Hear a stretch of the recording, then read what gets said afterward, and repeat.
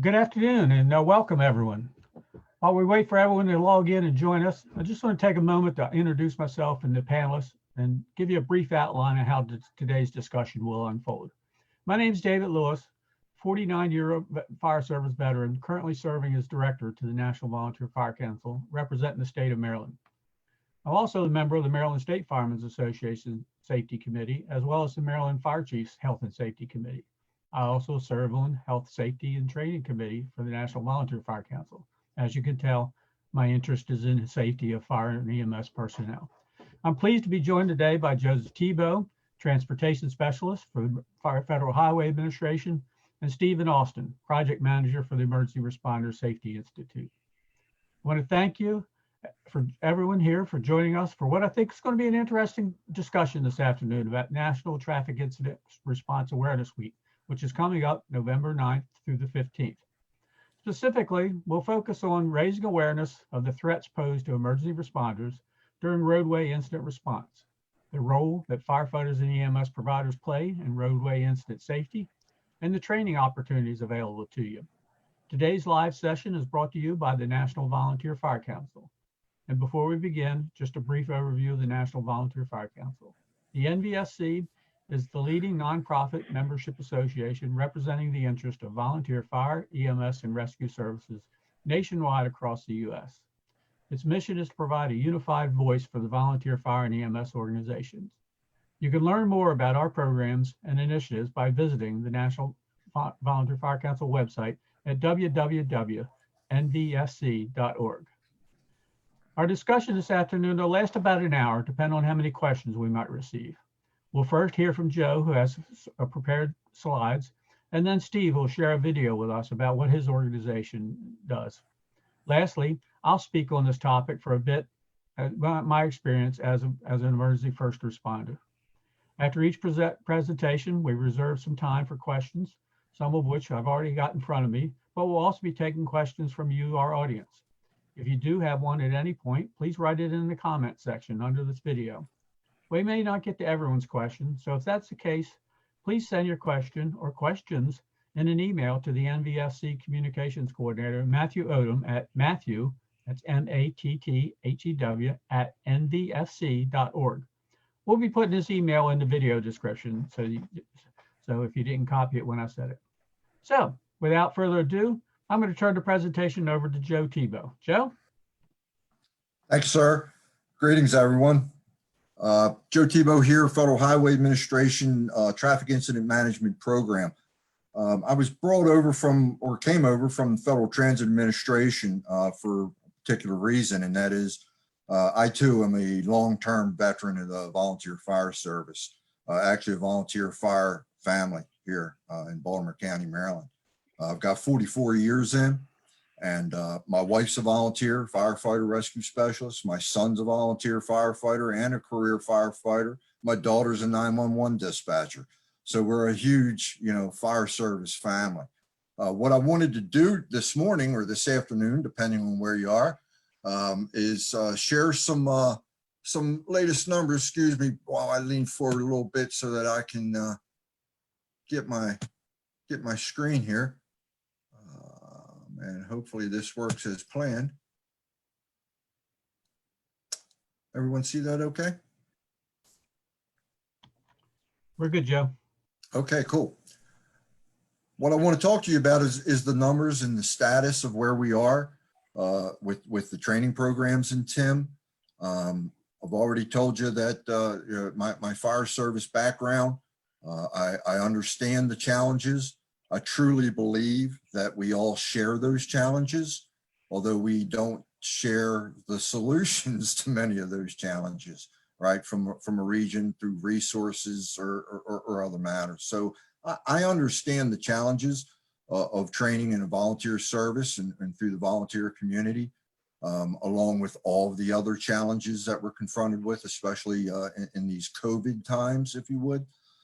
So let's take a look at some of the numbers that we have here. See if I can get this thing to cooperate for me. And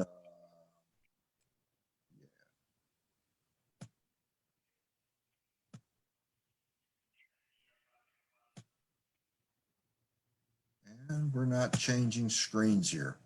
Okay. Here's what I'm going to do. I'm going to diversify myself here a little bit, and that is in lieu of the PowerPoint here. Let me just share it with you. Train the trainer sessions, 467 sessions, and this is as of October the 5th of this year, with 12,785 participants. So that's a great move. And on that subject, we are in the process of developing a TIM training program that's instructor-led but virtual. So, you know, that's something that we can look forward to in the coming months, hopefully within the next year. In-person responder training, well, you know, we know what COVID's done to in-person trainings. However, we still have 17,276 sessions with 392,981 participants as of October the 5th. Our web-based training, 86,874 total. That's 19,184 responder safety learning network, and about 60,000 or so through the Federal Training Institute. I have a map here that kind of defines where we're at regionally, nationwide. There's a lot of work that's been done, and we still have a lot more work to do. The law enforcement stats, well, we've got, as of October 5th, there are let's see here, 128,000 trained. That's about 33%. Fire rescue, 204,000. EMS, there's 37,900 and some. 49,000 for transportation and public works. Towing and recovery, 42,294, which has been in the news recently. I believe it was Montana lost 2 towing operators this past Sunday night, I believe, that were struck by a errant vehicle. And there's other disciplines that are out there. Hazmat separated off to the side, environmental cleanups, and some other support organizations that are about 30,000 trained at this point. The next gen TIM that you'll be hearing about, if you haven't heard about it already, that there are activities that are taking place. We have responder and other roadside worker safety research for the Slow Down Move Over project.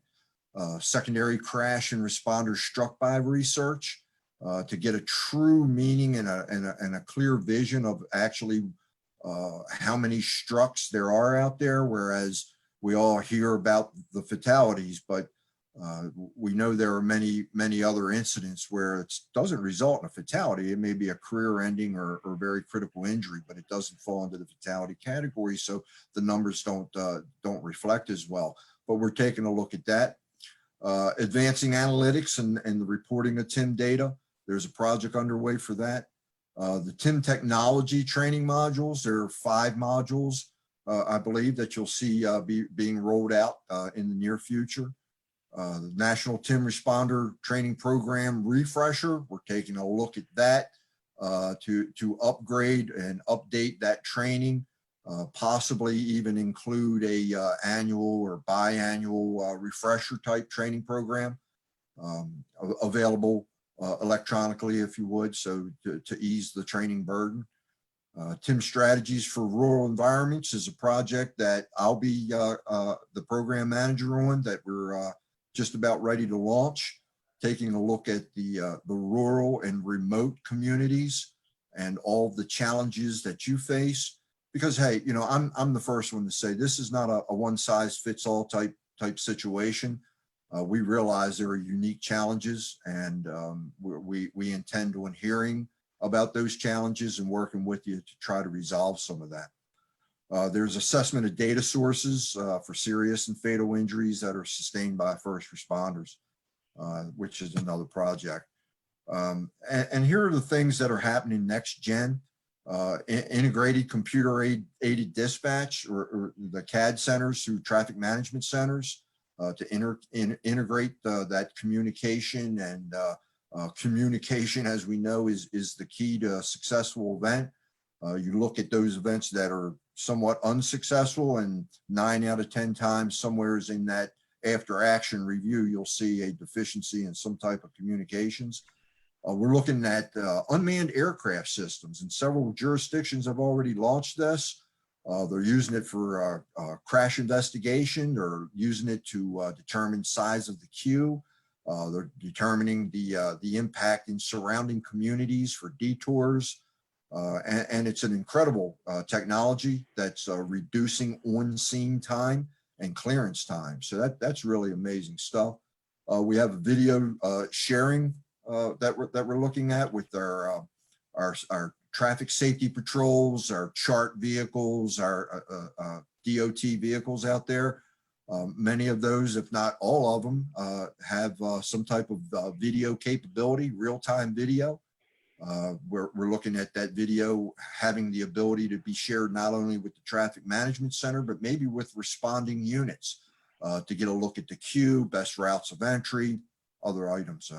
And then there's responder to vehicle alerts, whereas working with, not endorsing the company, Waze, I'm sure you've heard of Waze, but there's a project taking a look at responder vehicles, emergency vehicles, when they arrive on the scene, to have to activate an alert system that will send out traffic alerts within a given perimeter of that event, advising the drivers to slow down, move over, seek an alternate route, or whatever.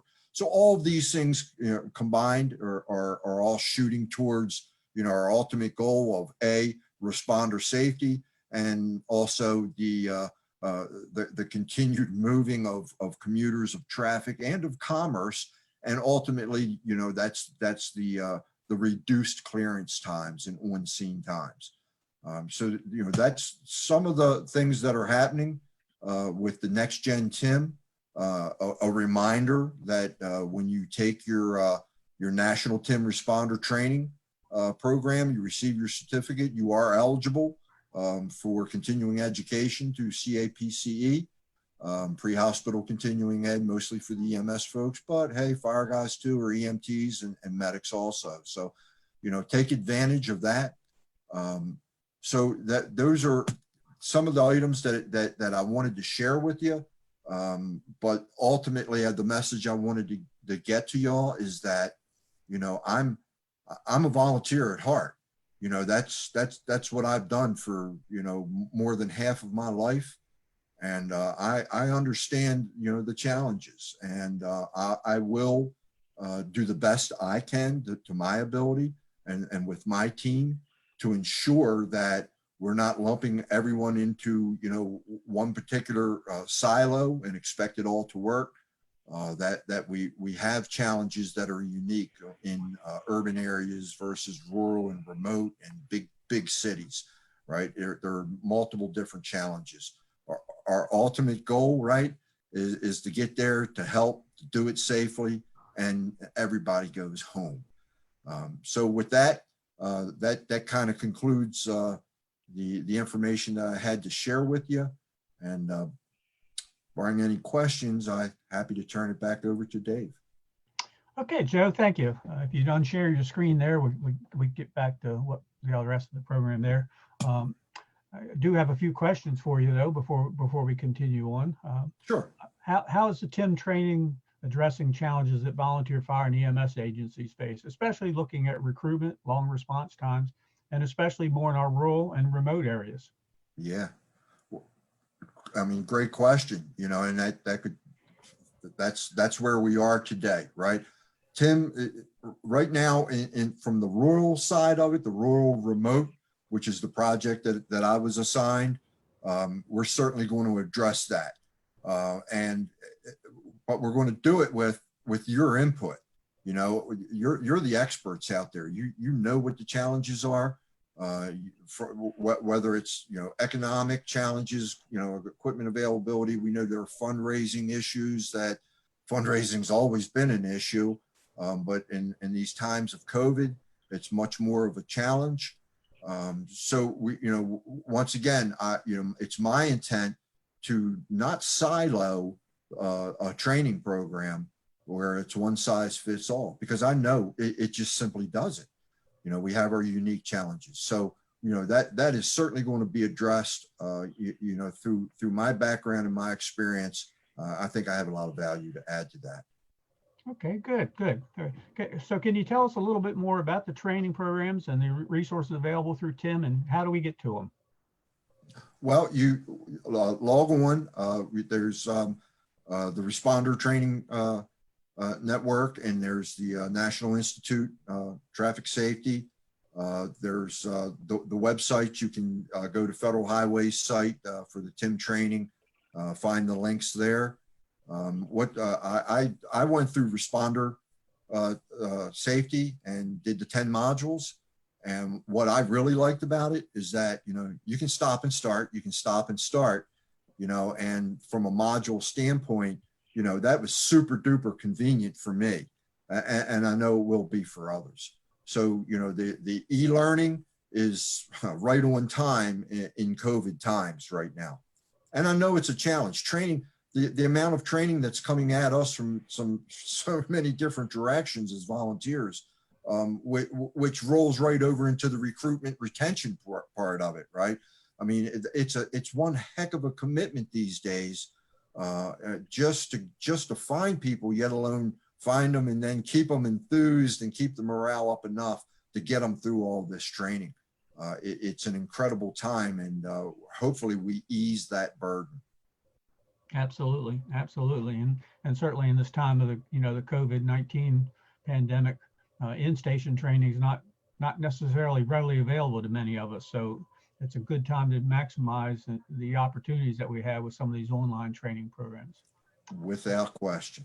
Well, thank you, Joe. Thanks for those comments, and we apologize to everybody for the technical issues that we ran. So we're going to move now to Steve Austin. Steve's a good friend of mine. Steve's with the Cumberland Valley Volunteer Firemen's Association, and it's been a little bit over 20 years now since the Cumberland Valley Association recognized that roadway incidents were a national safety challenge for all first responders. And they were one of the first national organizations to initiate an awareness and training program for first responders and the public, resulting in the start of the Emergency Responder Safety Institute, which Steve's going to tell us about.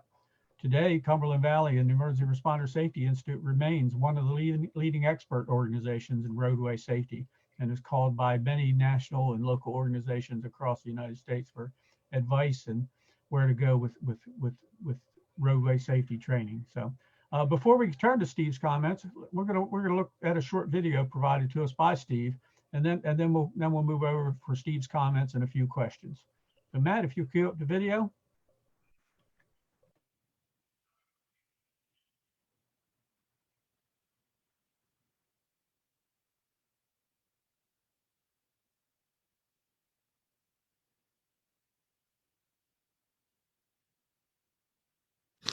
Hi, I'm Dr. Candace McDonald with ResponderSafety.com. For more than 20 years, the Emergency Responder Safety Institute, a program of the Cumberland Valley Volunteer Firemen's Association, has been developing training and resources focused on safety practices and traffic incident management for first responders operating at emergency scenes on the roadway.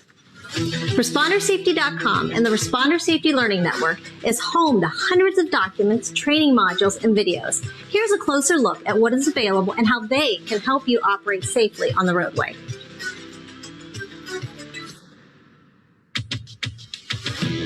The Responder Safety Learning Network offers more than 40 free online learning modules teaching all aspects of roadway incident safety, survival, and traffic incident management. You can take the training anytime from anywhere. All roadway incident responders are encouraged to earn the National TIM Certificate on rsln.org to build their competency in basic scene safety and TIM practices. ResponderSafety.com has several training videos explaining and demonstrating key roadway safety practices, including backing procedures, positioning a blocking vehicle, setting a cone taper, and demobilizing a traffic incident management area. The resources section of ResponderSafety.com gives you access to dozens and dozens of reports, videos, standards, documents, and other media to learn about topics in roadway safety and traffic incident management. Included are several reports authored by ERSI, including emergency lighting, blocking vehicles design, and the past, present, and future of roadway incident safety. Responding to the need to provide instructional packages for training officers and instructors to teach roadway incident safety practices and TIM, we created 10 customizable and flexible roadway safety teaching topic packages that tackle critical roadway incident safety topics. Each package provides a customizable lesson plan for a 1-hour training session, including a 10-minute video summary, PowerPoint template, model SOPs relevant to the topic, and supporting resources and multimedia. In addition, Responder Safety has curated its resources into themed curricula for different disciplines and events. A full week of suggested training is available for Safety Stand Down and for National Traffic Incident Response Awareness Week. Suggested training plans are also available for rural roads, EMS providers, and other specific topics. The ResponderSafety.com page for PIOs and public educators provides a long list of resources to help you educate the public on how to help protect responders working on the roadway, including video PSAs, template media advisories, a push card of safety messages, and a backgrounder for leadership. ResponderSafety.com collects and publishes data on struck by fatalities. The site also facilitates reporting of near misses to the national database. Our new interactive nationwide TIM LODD interactive map plots line of duty deaths from all disciplines that have occurred on the roadway. The map is constantly evolving, and you are invited to submit incidents for inclusion. In partnership with the Fire Department Safety Officers Association, ERSI is releasing a workbook for preparing to take the Certified TIM Technician Test. This credential is accredited by the Pro Board as testing to the NFPA 1091 standard. This certification is the first of its kind in the fire service for personnel assigned to traffic control and an important way to demonstrate your professional qualifications for roadway operations. Thanks for giving us a few minutes of your time today. To be the first to know about our latest resources and activities, be sure to follow us on Facebook and connect with us on Twitter. You can also sign up for news alerts and join the Responder Safety Learning Network at ResponderSafety.com. Be safe out there, and remember, we've got your back.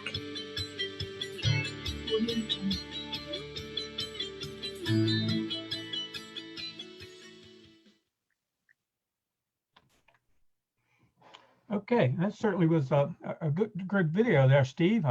You have any comment? I got a few questions for you, but do you have any comments you would like to make before I go to your questions?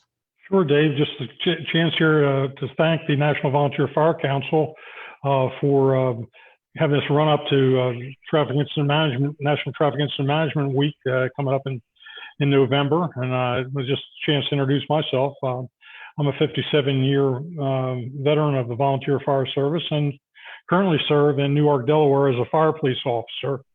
And I have the honor of being the chairman of NFPA 1091, the protocol standard for traffic incident management responders. So like you and Tim, we live this thing 24/7, 365. It's not just something we're doing. As a side, we believe in safety, and certainly the Cumberland Valley Volunteer Firemen's Association has the same goals, the National Volunteer Fire Council and the Federal Highway Operations Group there. We need to protect our responders on the highway and the public that we serve. The video that you just saw is available at respondersafety.com. You just click on it and play that if you'd like to see it again. It's just a brief overview of where we are at this time in terms of materials that we have available for anyone that would like to learn more about this important topic, and also those that want to be able to teach this or learn about it in a virtual setting. We also have a lot of material there that can be taken into the station when things get better. In-service training, your association meetings, or however you'd like to use that. There's instructor-led information as well as the virtual self-paced training that's there. ResponderSafety.com is the world's largest repository of information about traffic incident management and responder safety. ResponderSafety.com has over 10,000 pages of content, and it's linked directly to the Responder Safety Learning Network, where the virtual or self-paced training is. And at this time, there's about 40 different modules available at the Learning Network for your review. Again, and as stressed by Tim, who is a graduating student of the TIM certificate program that we offer. That is self-study, and if you need to stop for any reason and go back, it'll take you to the place that you left without losing any of that time that you've already invested. Thank you, Steve. I do have a couple questions. I think you hit on some of it, but I just want to touch back onto it. And from what you've said, there's quite a bit of information out there on the Emergency Responder Safety Institute and the Responder Safety Learning Network. Does that come at any cost to people? It does not, Dave, and that's because of a commitment that the CVVFA made early on, that we wanted to get this out to everyone at no cost. And we've been fortunate that a lot of our work has been supported by the FEMA Assistance to Firefighter Grant Program for firefighter safety and fire prevention. So we're able to leverage that into the learning network and reinvest that, so we can provide absolutely free training to anyone from any discipline that wants to stop by and learn. Okay, good. And tell me a little bit about the professional designations. You talked a little bit about the TIM certification, and there's been a little bit of talk about the NFPA 1091. Can you tell us a little bit about how people can go about getting those certifications? Sure. As you noted, the TIM certificate has the Federal Highway seal on it. That was after a lot of work with Federal Highway to making sure that our curriculum matched or exceeded what Federal Highway has, and we're very proud to be able to offer that. We're also working on CAPC certification for EMS responders. That's our application is being worked on as we speak, and we should have that ready in the very near future. You mentioned, and we're so proud of our designation that we are offering in concert with the Fire Department Safety Officers Association, and that is a Pro Board certificate for a traffic incident management technician. We have on the site now about all the study material that you would need to prepare yourself for that very rigorous examination that'll be administered by the Fire Department Safety Officers Association. You'll receive a Pro Board certificate with both our seal and FDSOA seal. And we're, again, excited about that opportunity and to have a student earn that Pro Board certificate through the Responder Safety Learning Network and ResponderSafety.com. Excellent, Steve. So I know a lot of effort went early on into individual self-paced learning, but I know that there's been some move, and the video talked about it a little bit in terms of providing train packages so that you can do this as in-station training rather than everybody sitting in front of a computer. Yeah, I mentioned that just a little while ago, Dave, about when things lighten up a little bit here from the virus, and we can get back to some face-to-face training. And we've been long supporters of all methods of course delivery. There's a place for all of this, and certainly some of the most rewarding TIM training is multidisciplinary, where you could have a couple of different perspectives there, maybe from law enforcement or towing and recovery and the fire service in a direct delivery. And I know that you have delivered a number of those across not only in Maryland where you live, but all across the United States. And there's a great value in learning about that communication that Tim talked about a little while ago when he spoke about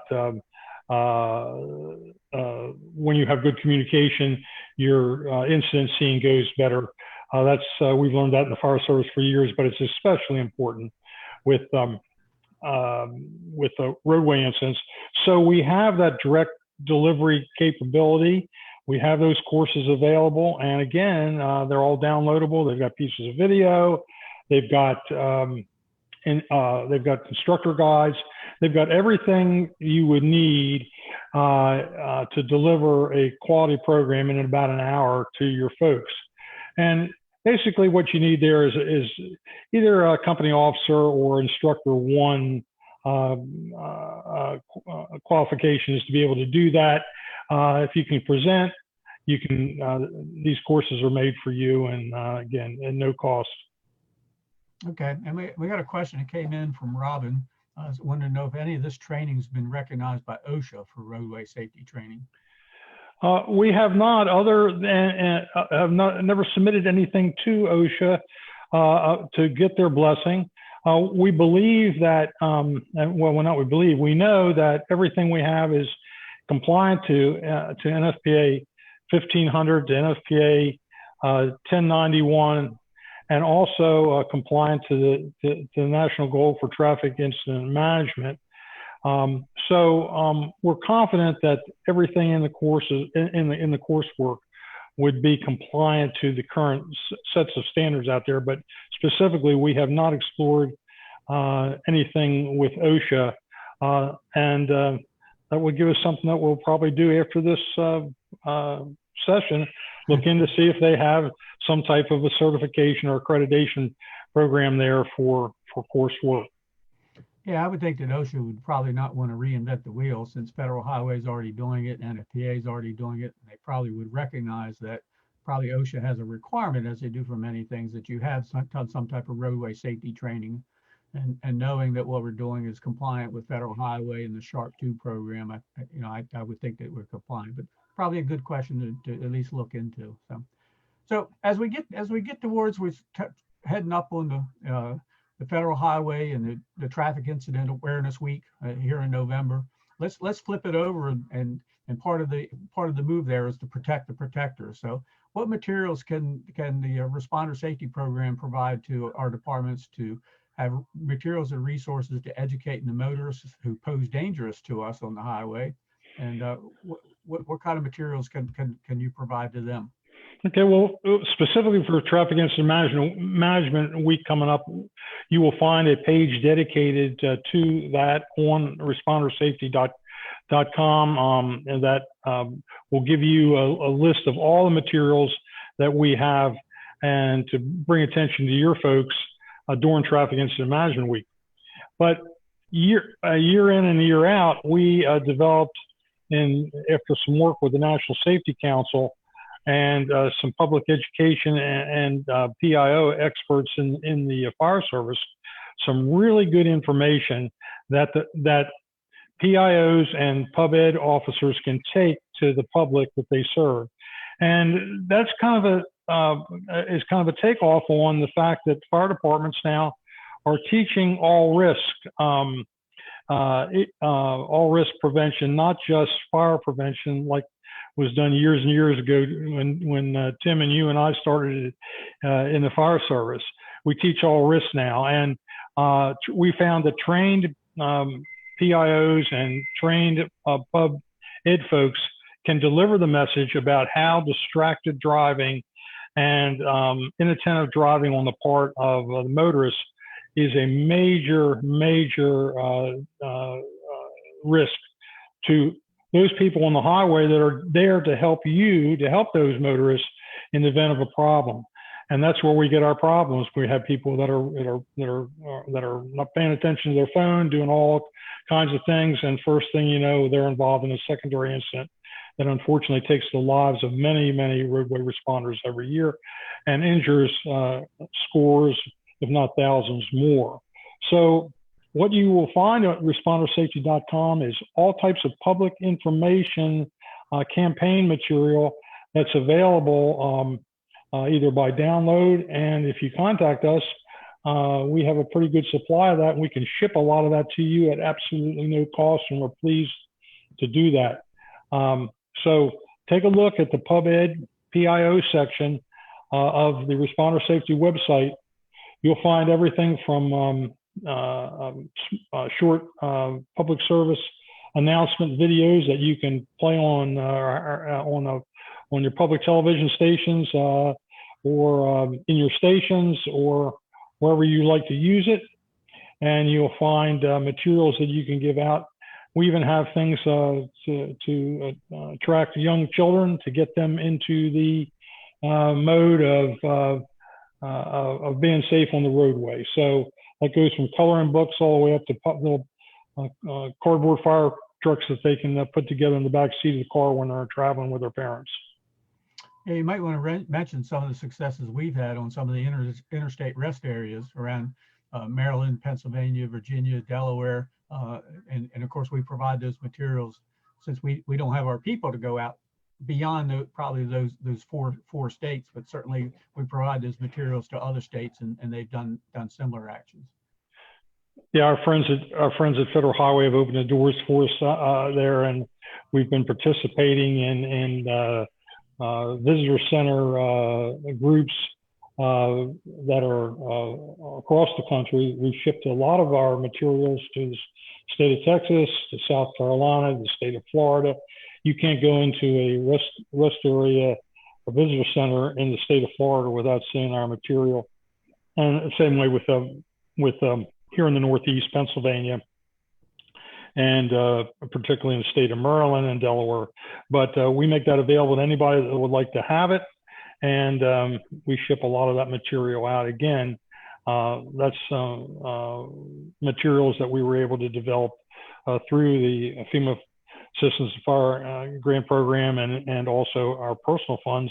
And other companies and organizations have stepped up and helped us with the funding of some of that. State of Maryland has been helpful too in that whole effort. Very good, Steve. Thank you. I'd like to just take a few minutes to discuss the topic as my perspective as a first responder. Comments that Joe and Steve made, and certainly my own here. I certainly have been fortunate to never personally experience the horror of a struck by incident, but certainly have had reviewed many of the case studies of those has. And as a first responder, I know how critical it is that we maintain such situational awareness of our operating environment, whether we're on a fire call, an EMS call, or a roadway incident. We need to make sure that we have the right tools, the right equipment, and the right training to do our job safely, no matter what the task. And lastly, we have to take the time to educate the public of the responsibility to protect the protector as we move into the Traffic Awareness Week here. We routinely go out and teach fire prevention to help mitigate fire loss due to a house fire. So in the same means, we have to teach the public how to slow down, move over, and allow us the space to do our jobs on the roadway. So I have a few more questions we just kind of want to throw out to both Joe and Steve, as well as myself. We got a few questions here. We've got a little bit more time left. Have you ever personally experienced a struck by or a near miss incident during a response? And yes, what contributed to this event? Myself, I said I certainly not struck by. Probably some near misses. I probably had my coattail pretty much whizzed by on there. And I think, one of the things we talk about heavily in the responder safety training program is the fact we've got to look out for the D drivers. They're distracted, they're dumb, they're drunk, they're dazed, they're dizzy, whatever D you want to put behind that. And typically, from my perspective, what contributed to that event is that maybe we didn't do the right thing in terms of setting up the traffic control areas, and B, the roadway, the people out on the roadway did not pay attention enough time to us as well. So we gotta work together. They need to understand our perspective, and we need to make sure that we take the precautions to set up that traffic control area carefully. Steve, Joe, I'll kind of open that question up to you. Steve? Joe? Well, I'll tell you, back many years ago, early in my career working off a medic unit on the side of the road, we had a bicyclist who had just crashed and they were laying in the grass. So our medic unit was stopped. There were no sidewalks to either side of this road. It was a single lane, one direction each side. And while we were in the grass on the passenger side of the medic unit, a driver did come up the road, eyeballing what was going on and not where they were going, and struck our medic unit, which struck us. So, no serious injuries, but it happened at the snap of a finger. And it happened because they simply weren't paying attention to what they were doing. They weren't drunk, they weren't drugged, they were just distracted by the blinky lights, on the side of the road. That's, and I mean, only one other case that while backing an engine into the station, with red lights, traffic lights, station lights activated on the main road, backing the engine into the station, and a vehicle, once again, distracted driver, slammed right into the pump panel area of the engine. And it happened. When it happens so quick. As I talk to folks in the traffic control areas, if you've ever seen a crash during a NASCAR race, right? When one car goes AWOL and all the rest of them start slamming into each other, that's kind of how it happens on an expressway or a beltway, under most conditions. They're going to go every which way except the way you probably think they're going to go.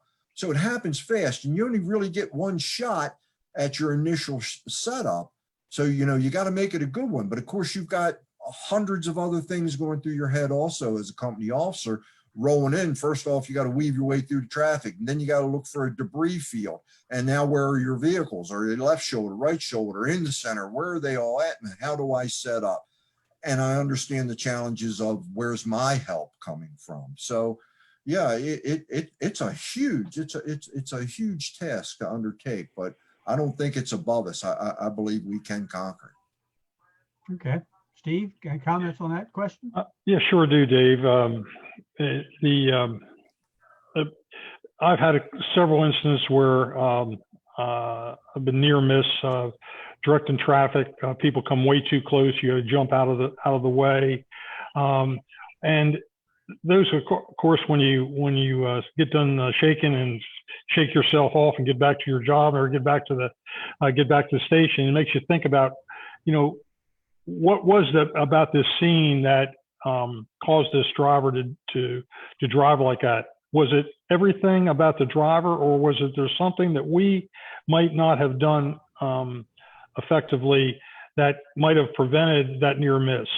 And in my case, we were working on an icy overpass, and the overpass was kind of obscured down where we were, down at the end, and we neglected to set up any type of advance warning. Well, the driver was driving way too fast for conditions, but the driver had no notice that down at the end of the overpass, on the curve portion, there was an incident down there.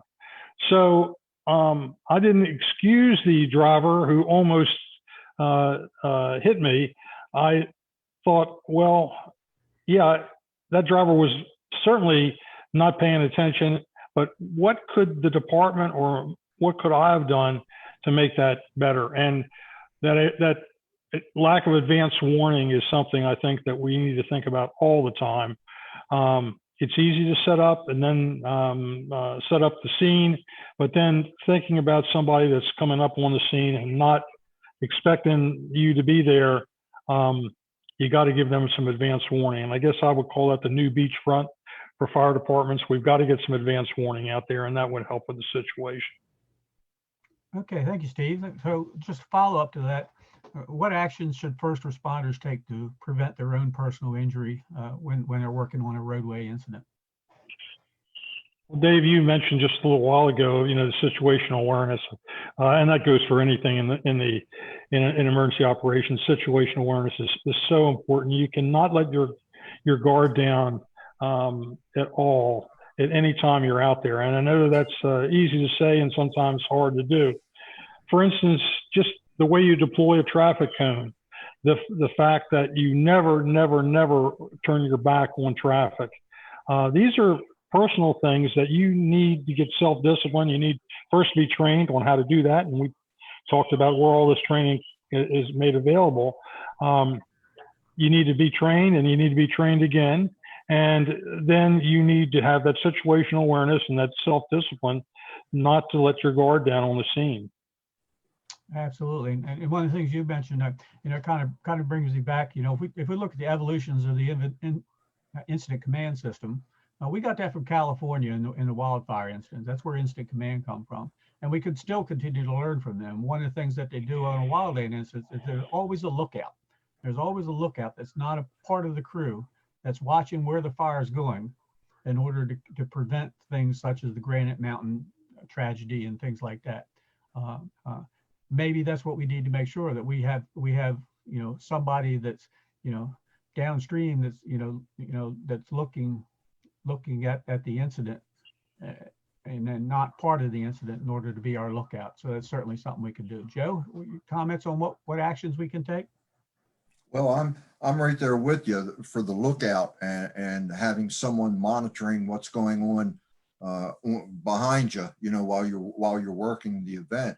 It kind of takes me back to, the late 70s when I started working out on Expressway. It was almost like a game of Frogger, right? If you remember the game of Frogger, right? Where you're a frog trying to cross the expressway without getting struck, it was bouncing in, bouncing out, bouncing in. Back in those days, the engine, the medic rolled right up to the crash. Traffic control was the police officer or the trooper's job. That's how we looked at it. That was their task. Lots changed since then. Look where we've come to today.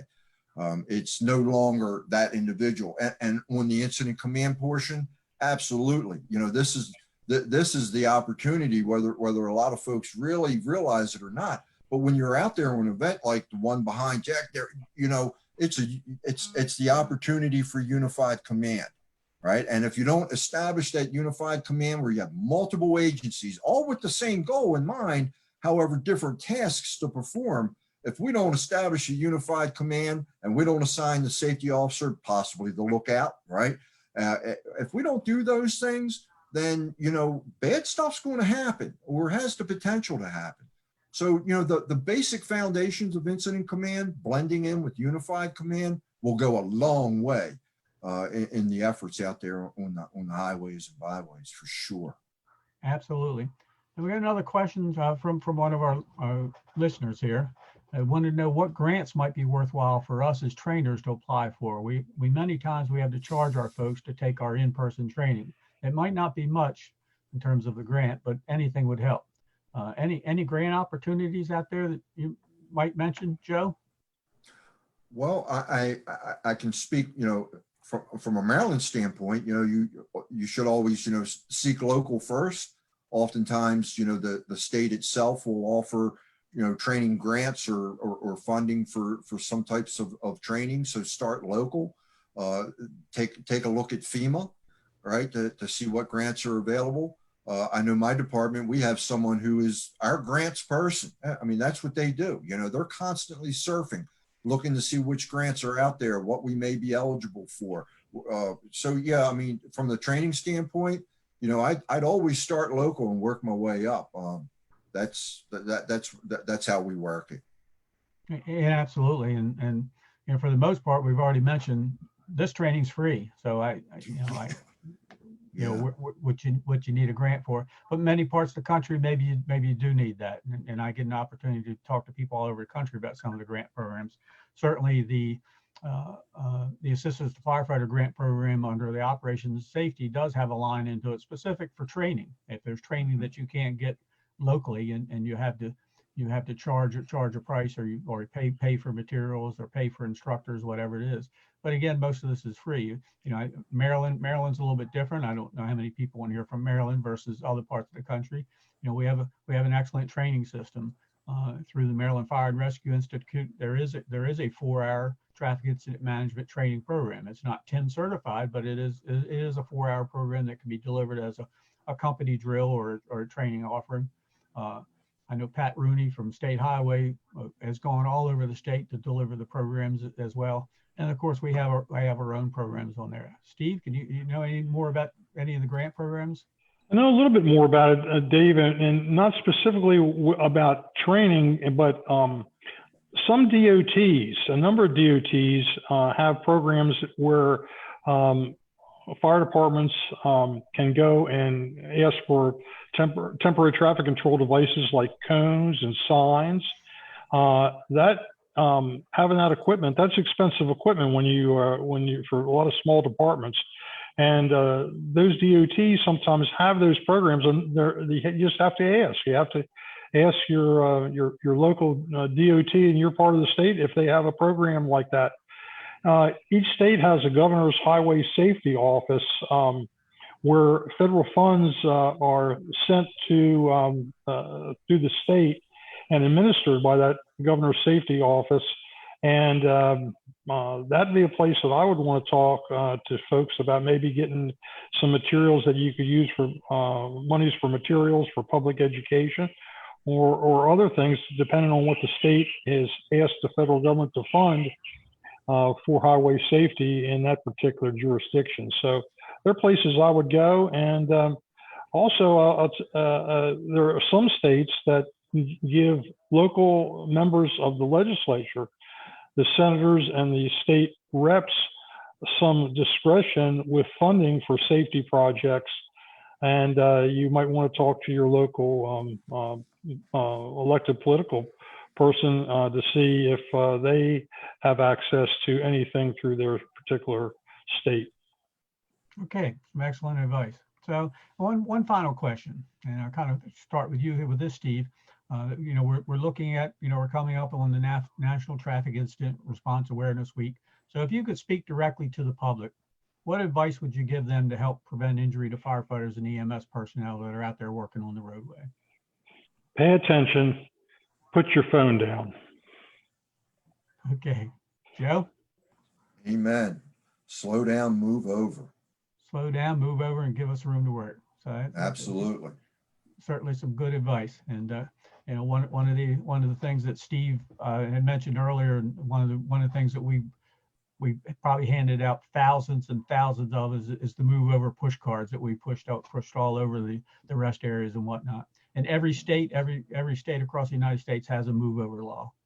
And I could tell you 5 years ago when we kind of got heavily into this, there wasn't nobody moving over. I'm pleased that for the most part, when you go up down the highway, you do see a lot of people move over to another lane when they see a police officer or a fire engine or a medic or even a tow truck on the side. It's a poor tow operator's got it worse than any of us. There's more of them killed than anybody because they're usually out there alone in the middle of the night with not a lot of warning signs and things like that. So certainly, well, it looks like we're coming up on the hour that we said we would hold people to. Again, my name is Dave Lewis, and National Volunteer Fire Council Maryland Director. I want to thank our panelists that we had with us this afternoon, Joe Tebo and Steve Austin, as well as all of you who joined us with today. I think we had an opportunity to have an interesting discussion about Traffic Incident Response Awareness Week that's coming up. If you'd like to learn more, you'll be able to find the link to the TIM Network's National Traffic Incident Response Awareness Week in the video description on the Facebook Live where you're at. We'll also include the link to Federal Highway Administration website and the Emergency Responder Safety Institute website. So just a reminder, if you didn't get your questions in, you can please email the NVFC's Communications Coordinator, Matthew Odom, at matthew@nvfc.org, and he'll be posting his information in there as well. Again, I want to thank you. Have a good afternoon, and thanks for joining us. And by all, be safe out there.